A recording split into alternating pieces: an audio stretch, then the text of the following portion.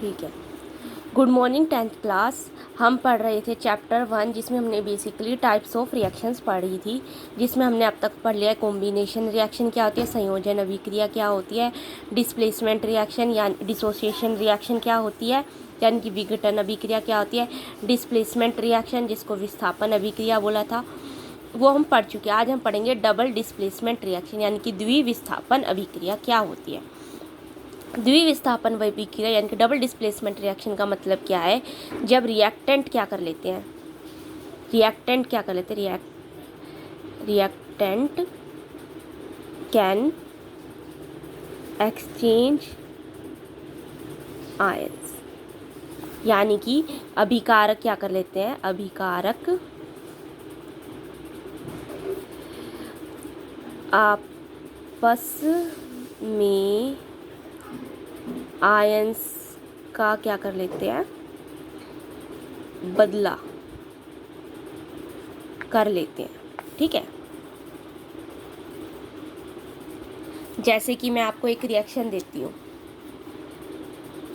Na2SO4 plus में BaCl2, तो अब ये क्या बनाएगी, BaSO4 प्लस में 2NaCl। तो देखिए Na2SO4 था और BaCl2 था, ये हमारे रिएक्टेंट थे यानी कि अभिकारक थे, हमारे प्रोडक्ट बने क्या। तो इन दोनों ने क्या कर लिया, आपस में अपने आयंस को एक्सचेंज कर लिया। ये सल्फेट किसके साथ जाके, बेरियम के साथ जाके बाइंड हो गया, और ये क्लोराइड किसके साथ जाकर बाइंड हो गया, सोडियम के साथ जाकर बाइंड हो गया। तो द्विविस्थापन अभिक्रिया फिर डबल डिस्प्लेसमेंट रिएक्शन वो होती है जिसमें रिएक्टेंट क्या करते हैं, अपने आयंस को क्या कर लेते हैं, एक्सचेंज कर लेते हैं, और जो प्रोडक्ट फॉर्म होता है वो प्रोडक्ट ये फॉर्म होता है। ठीक है, नेक्स्ट है हमारा ऑक्सीडेशन रिएक्शन। ऑक्सीडेशन रिएक्शन क्या होती है, जब गेन होता है ना, गेनिंग ऑफ ऑक्सीजन, यानी कि अगर कोई एटम या फिर मोलिक्यूल है या फिर आप क्या कहते हैं कोई अभिकारक क्या कर लेता है, ऑक्सीजन को गेन कर लेता है, तो उसको हम क्या बोलेंगे, ऑक्सीडेशन रिएक्शन बोलेंगे। जैसे कि अगर मैं आपको दूं कॉपर प्लस में O2, हीट की प्रेजेंस में उसने क्या बनाया, 2CO बना दिया। ठीक है, 2 कॉपर के आयन। तो अब इसने क्या कर लिया, ये अलग अलग थे, पर अब कॉपर ने क्या कर लिया, ऑक्सीजन को गेन करके कॉपर ऑक्साइड बना लिया। तो ऑक्सीडेशन रिएक्शन वो होती है जिसमें हम ऑक्सीजन का क्या करते हैं, गेन करते हैं। नेक्स्ट होती है हमारी, एक होती है हमारी रिडक्शन रिएक्शन। रिडक्शन रिएक्शन क्या होती है, loss of electron of oxygen, यानी कि जिसमें हम इलेक्ट्रॉन्स को क्या कर देते हैं, की कमी हो जाती है, यानी कि हमसे छूट जाते हैं। जैसे कि अगर हम इसी रिएक्शन को करें, CuO को H2 के साथ रिएक्ट करवा दें तो क्या बनेगा, कॉपर बनेगा प्लस में वाटर की फॉर्मेशन हो जाएगी H2O की। तो अब कॉपर से क्या चला गया, कॉपर ने ऑक्सीजन को क्या कर दिया, छोड़ दिया। ठीक है, तो अब ये क्या हो गया, हमारी रिडक्शन रिएक्शन होगी, यानी कि रिडक्शन किसका हुआ। ठीक है, तो कॉपर की क्या है, रिडक्शन है। तो इसी को हम क्या बोलते हैं, इसी को हम रिडोक्स रिएक्शन भी बोल सकते हैं। रिडोक्स रिएक्शन, रिडोक्स रिएक्शन कौन सी होती है, जिसमें रिडक्शन भी होता है और ऑक्सीडेशन भी होता है, यानी कि एक तो ऑक्सीजन को लॉस करेगा, छोड़ देगा, और एक ऑक्सीजन को क्या कर लेगा, ग्रहण कर लेगा। जैसे कि हमारी यही रिएक्शन थी, CuO प्लस में H2, क्या बना हमारा, Cu प्लस में H2O। तो अब ये हमारी रिडोक्स रिएक्शन है। कैसे, कॉपर का क्या हो गया, इसमें रिडक्शन हो गया क्योंकि इसने ऑक्सीजन को छोड़ दिया, और हाइड्रोजन का क्या हो गया, इसमें ऑक्सीडेशन हो गया। ठीक है, यानी कि इसने हाइड्रोजन ऑक्सीजन को क्या कर लिया, गेन कर लिया, ले लिया। तो रिडक्शन रिएक्शन और ऑक्सीडेशन अगर दोनों रिएक्शन एक साथ होते हैं तो उसको हम रिडोक्स रिएक्शन भी कहते हैं। ठीक है, नेक्स्ट है इसमें, अब नेक्स्ट टॉपिक जो है वो है हमारा कोरोजन।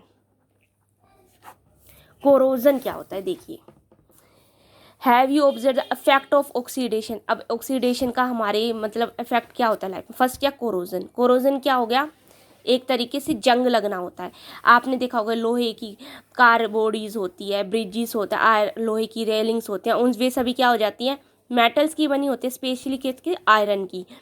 तो आयरन की वजह से कोरोजन हो जाता है, यानी कि कोरोजन, यानी कि इसको क्या बोल सकते हैं आप, जंग लगना। तो आपने देखा होगा कि कोरोजन क्या होता है, जंग लगना भी होता है, जंग लगना, यानी कि ऑक्सीजन क्या जाता है, गेन हो जाता है, जिसकी वजह से लोहे की चीज़ों पर क्या लग जाता है, जंग लग जाता है। नेक्स्ट है हमारा इसी में टॉपिक रैंसिडिटी। रैंसिडिटी का मतलब होता है वैन, जब फैट्स हो गए, जो ऑयल्स होते हैं, वे कहते हैं ऑक्सीजन को गेन कर लेंगे तो दे बिकम रैंसिड। रैंसिड यानी कि गंदे हो जाते हैं, और उनमें से कहते हैं बहुत गंदी स्मेल आती है, और उनका टेस्ट भी क्या हो जाता है, चेंज हो जाता है। विच प्रिवेंट ऑक्सीडेशन, एंटीऑक्सीडेंट की फॉर्मेशन कर देते हैं, are added to food containing fats and oils. ठीक है, तो इसको बचाने के लिए हम क्या कर देते हैं, इनमें हम कुछ तरीके से उसको ऐड कर देते हैं, ठीक है, फूड्स में, ताकि ये हमारा क्या ऑक्सीडेशन ही हो। तो रैंसिडिटी का मतलब होता है टेस्ट का ख़राब हो जाना किसी भी चीज़ का। फूड और मटेरियल क्या हो जाता है, वो क्या होता है, ऑक्सीडाइज हो जाता है, ख़राब हो जाता है, जिसकी वजह से उसकी स्मेल और टेस्ट क्या हो जाता है, चेंज हो जाता है। तो बच्चों ये आपका फर्स्ट चैप्टर यहाँ पर कंप्लीट हुआ। तो इस चैप्टर में हमने बेसिकली क्या क्या पढ़ा है वो मैं आपको एक बार और रिवाइज करवा देती हूँ। फर्स्ट हमने पढ़ा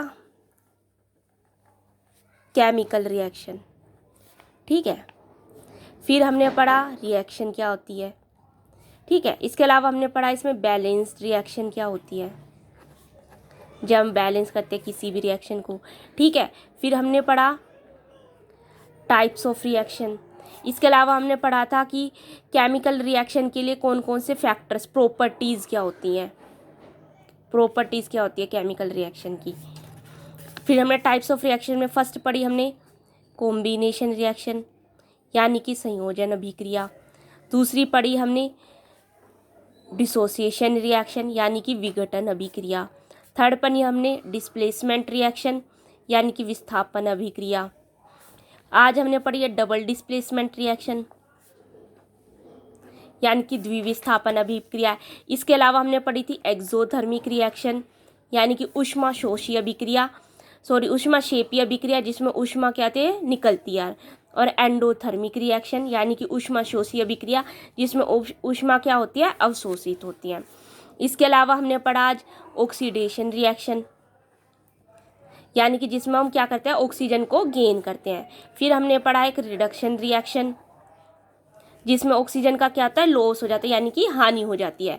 और इन दोनों को हम क्या बोल सकते हैं, रिडोक्स रिएक्शन भी बोल सकते हैं। रिडोक्स रिएक्शन किस क्या होती है, जिसमें ऑक्सीडेशन भी होता है और रिडक्शन भी होता है। फिर हमने पढ़ा इस में कोरोजन, यानी कि जंग लगना क्या होता है। और लास्ट जो हमारा टॉपिक था वो था हमारा रैंसिडिटी, यानी कि भोजन का खराब हो जाना, ठीक है। तो ये हमारे बेसिक टॉपिक्स थे जो हमने इस फर्स्ट चैप्टर में पढ़े हैं, आप इनको रिवाइज कीजिए। और कल हम नेक्स्ट में हम इसके क्वेश्चन आंसर्स जो है वो डिस्कस करेंगे चैप्टर के। ओके बच्चों।